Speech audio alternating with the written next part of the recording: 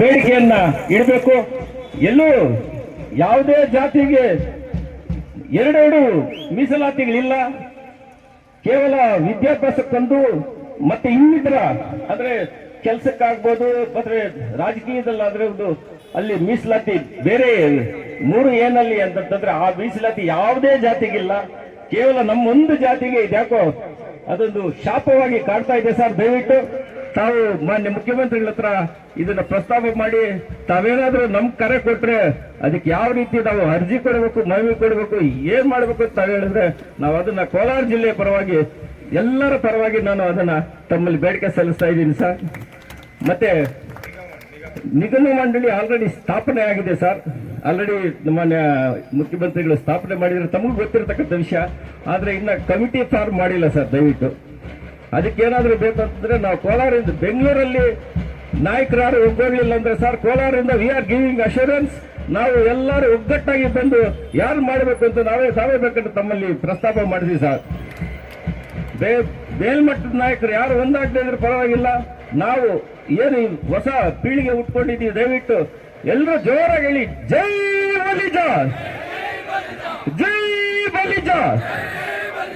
ಎಲ್ಲರೂ ತಿಳ್ಕೊಳ್ಳಿ, ನಾವು ನಮ್ಮ ಜನಾಂಗಕ್ಕೆ ಹೋರಾಡೋಣ. ಯಾವುದೇ ನಾಯಕನ ಪಟ್ಟಕ್ಕೋಸ್ಕರ ದಯವಿಟ್ಟು ಹೋರಾಡಬೇಡ್ರಿ.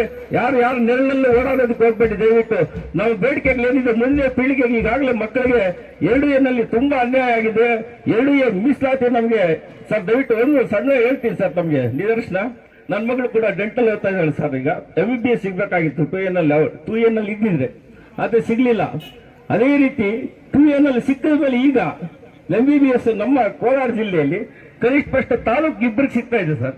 ಮೀಸಲಾತಿ ಕೊಟ್ಟ 2012. ಇನ್ನು ಪೂರ್ಣ ಪ್ರಮಾಣ ಕೊಟ್ಟರೆ ನಾವು ಕೆಲಸಗಳಲ್ಲಿ ರಿಕ್ರೂಟ್ಮೆಂಟ್ ಅಲ್ಲಿ ಅದೇ ಸರ್ಕಾರಿ ನೌಕರಲ್ಲಿ ನಾವು ಯಾವ ಮಟ್ಟಕ್ಕೆ ತಗೋಬಹುದು ಅಂತ ತಾವು ಊಹೆ ಮಾಡಿ ದಯವಿಟ್ಟು ನಮ್ಗೆ ಅನ್ಯಾಯ ಆಗ್ತಾ ಇದೆ.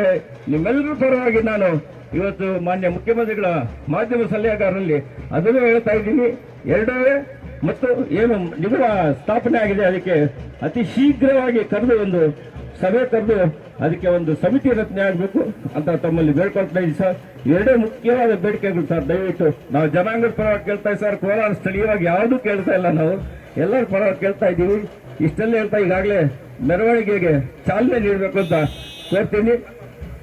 ಆಮೇಲೆ ಒಂದೇ ಸರ್ ಒಂದೇ ನಿಮಿಷ. ನಮ್ಮ ಪುಟ್ಟರಾಜ್ ಅವರು APMC ಪುಟ್ಟರಾಜ್ ಅವರು ಪ್ರತಿ ಹುಣ್ಣಿಮೆ ದಿನ ಕೈವಾರಕ್ಕೆ ತರಕಾರಿಯನ್ನ ಕಳಿಸ್ತಾರೆ. ದಯವಿಟ್ಟು ಜೋರ ಚಪ್ಪಾಳಿಗೆ ಅವ್ರಿಗೊಂದು ಸನ್ಮಾನ ಮಾಡೋಣ ಅಂತ ಪ್ರತಿ ಹುಣ್ಣಿಮೆ ದಿನ ಚಾಚೆ ತಪ್ಪದೆ ಕಳಿಸ್ತಾರೆ. ಈರಣ್ಣವ್ರು ಬಂದಿದ್ದಾರೆ, ಹಿರಿಯ ಮುಖಂಡರು, ನಮ್ಮ ಬಲ್ಜ್ ಮುಖಂಡರು, ಅವ್ರಿಗೂ ಸಹ ವೇದಿಕೆ ಪರವಾಗಿ ಸ್ವಾಗತ ಕೋರ್ತಾ ಇದ್ದೀನಿ.